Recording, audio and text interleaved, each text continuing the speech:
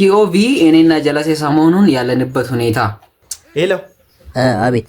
አየት ሆነ ነው በእናትህ ተኝቻለሁ። ቤት ምን ነው? ተጋደም አንተ። ሰው ስክሪፕት ወደ መኪና እየቀየረ ነው።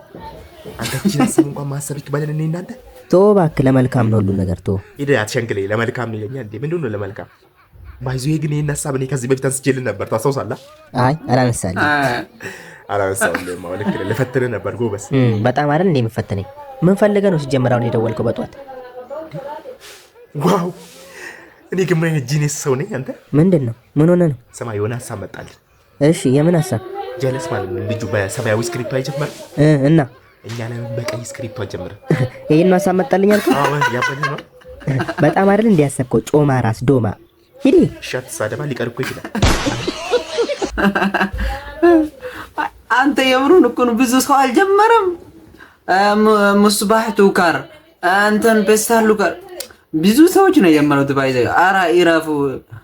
መጀመሪያ ውጤቱን እንየውና ከዛም በኋላ ትጀምራላችሁ።